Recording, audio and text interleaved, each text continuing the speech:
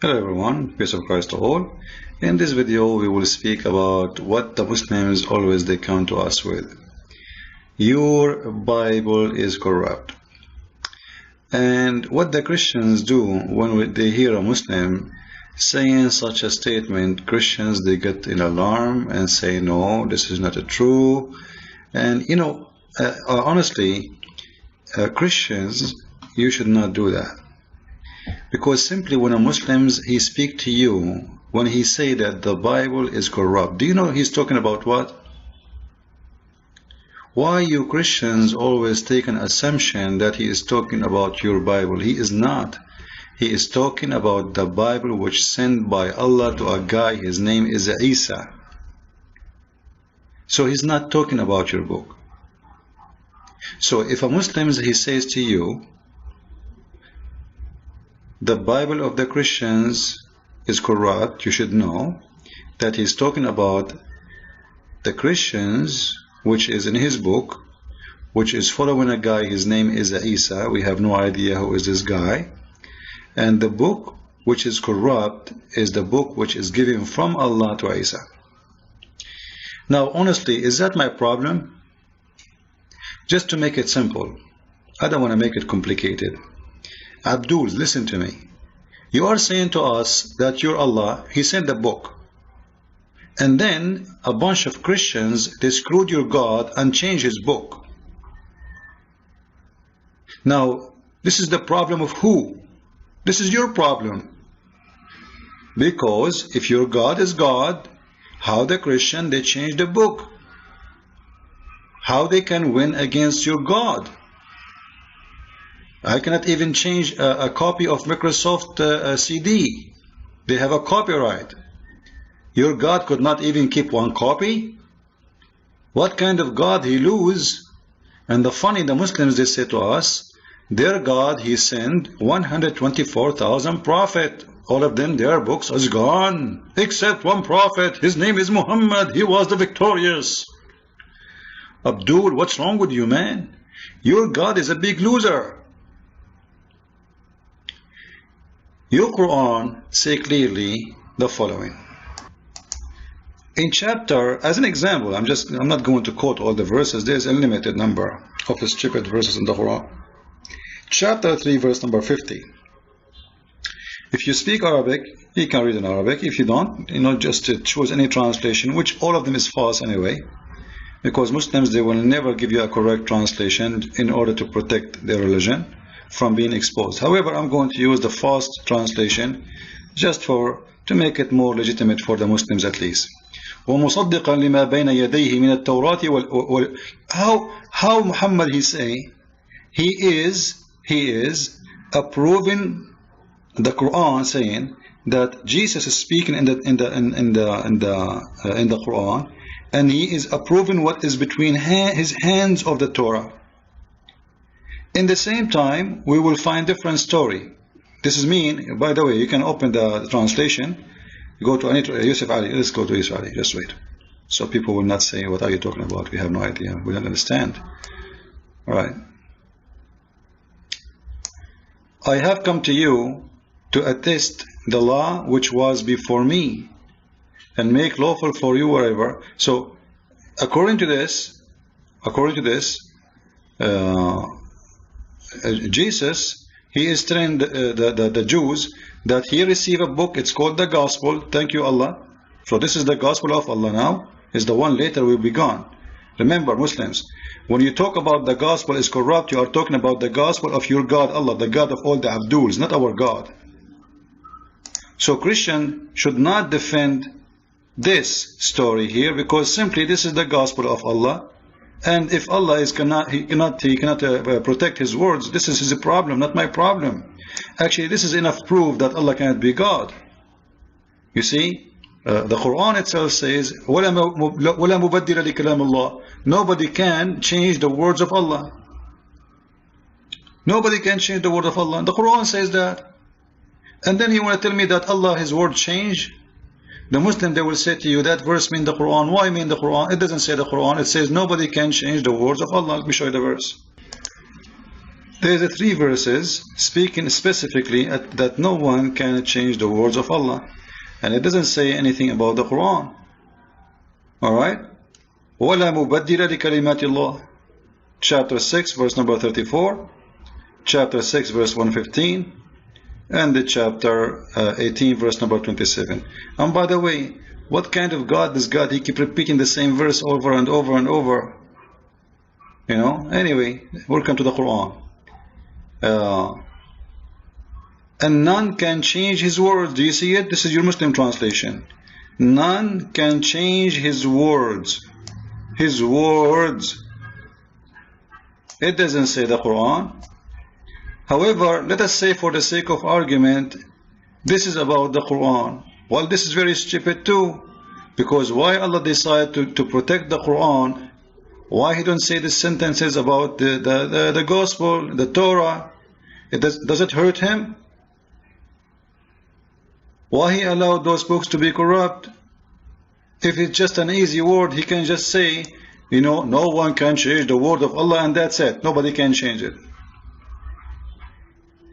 So just to make it simple, if Allah is saying no one can change His words, and you are saying to me, we can, and you did already change His words, it's mean your God is a potato God. He's not God. Secondly, you are not accusing me with my book when you say that, because according to the Quran, the Gospel is sent by Allah. If you're Muslim, you will say to me, no, it's not sent by Allah, it's sent by the God of the Christians. Okay, thank you very much. This is mean you just admitted that Allah is not God, and the one who sent the true Gospel is my God, not Allah. So if you accept that this is your God who sent the Gospel, and then you accept that as an example, this verse in here, Jesus saying that He is saying to them, I assure you, I accept what I have between my hands. And He was speaking about what? Speaking about the Torah. But if we go to different verse, we will see the following. In chapter 4, verse number 46, and this one is speaking about the Jews, it says the following. Read with me. Of the Jews, there are those who displace words from their right places. Okay, let us take this, that this has really happened. And the Jews, they displace the words from their right places. Now, if you read the story, you will see that this doesn't match. Why? Because you just gave me a verse about Jesus saying that He agree and He approve the Gospel, which is, the Torah, which is between His hand. You know, here we go. In the front of your eyes. In verse number 50, if you don't like the translation of Yusuf Ali, we can change it, no problem. Which one sweet you, brother Abdul? Which one? Let us go to Biktal. Biktal, what do you want to say, Biktal? Okay, let's see what Biktal is saying. Here we go. And I came confirming that which was before me of the Torah. Okay, how he can confirm it if the Jews destroy it and they corrupt it? Like, come on. What's wrong with this book? This verse here is speaking about the Jews in the time of Moses. This is in the time of Moses, by the way. This verse here, in the time of Moses, you can go to the book of Ibn Kathir, and you will see the following. Here we go. Ibn Kathir. There was 70 men in the time of Moses, when they are, remember the 70 men who they are displacing the words from their you know. We go to different verse if you want. Chapter 2, verse number 75. If we go to this verse, chapter 2, verse number 75, the same drama. There is 70 men in the time of Moses who they changed to listen to Moses, and then they altered the word. Now, do they alter them by the meaning, or they alter them by word, mean writing? If you want to say he altered them by the meaning, then you have a problem in the by the meaning, because that doesn't make sense. Because simply Moses is there, the prophet himself, and all of us, we know that the Jews they obey Moses. Why they will alter? He is their leader. If they accept him as a prophet, they accept him as a prophet. And until now, the Jews, they follow the law of Moses. What altar? Like what? Like what? Name for me one thing the Jews altar. Can you? Like what? What's wrong with you, Abdul?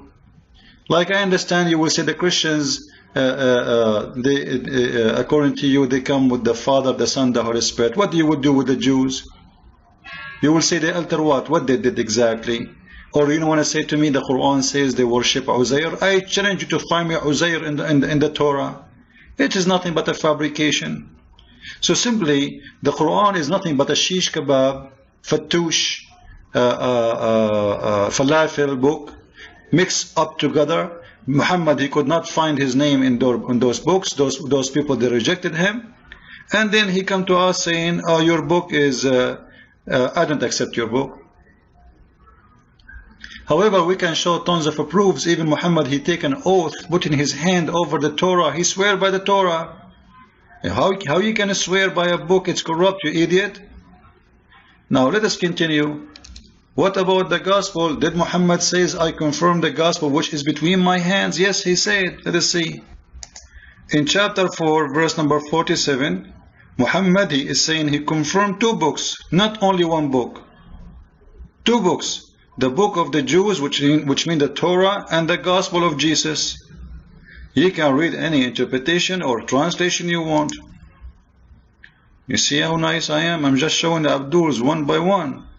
Oh, who you believe, given the book, believe in that which we have revealed, verifying what you have before we alter faces, then turn them back. What is that? Anyone understand? Verifying what you have? How you can verify what you have, what they have, if it's corrupt? It's obviously what you are saying here. It's not corrupt, because you are verifying. Maybe this translation is bad, man. I don't like this translation. Let us go to different translation. Let us see. Yusuf Ali, how you doing, Yusuf Ali? He is the best Abdul Yusuf Ali. Okay. O ye people of the book, believe in what we have now revealed, confirming what was already with you, before we change the face and the name of some of you. He's threatening them. If you don't believe in me, I'm going to make the big pigs and monkeys. However, obviously he did not make any of them pigs and monkeys. It was a false threat, right? He's reminding them as what they said in the Quran about Allah. He made the pigs and the Jews pigs and monkeys. However, how you can confirm in what is between their hands? And look in here, he says, what was already? What was already? How it can be was and already? What was already? I thought my English is bad. I feel better now. Anyway, let us go to Biktal. Biktal may be better. Okay. Believe in what we revealed, confirming that which was you possess. Now, come on. So in the time of Muhammad, the Bible never been corrupt. And nowhere in the Quran it says it was corrupt. So what's wrong with those Abduls? However, still we want to find the true Bible then if it is corrupt. And if you Muslim could not provide even 1 verse from the true Bible, that is your problem. How you want to prove to someone that his book is corrupt if you don't have the original one? However, that is against the Quran, because the Quran says no one can change the words of Allah. That is a crazy religion. However, I advise Christians, if a Muslim says to you, the Bible is corrupt, say to him, we agree, the Bible of Allah corrupt, not our Bible. Thank you very much, because a Muslim is speaking about the Bible of Allah, not our Bible. That is the problem of Allah, because he is a loser. He sent books with no success. All the prophets he sent before Muhammad, their books is gone. Your prophet, he is the only one, his book is stay the same. However, I can find you where it says that almost 200 verses from the chapter of Al-Ahzab is missing. It used to be equal to the chapter of Al-Baqarah. And there is many proofs. And the Quran today is the book of Uthman, not the book of Muhammad. Follow with me with more videos. God bless you and thank you.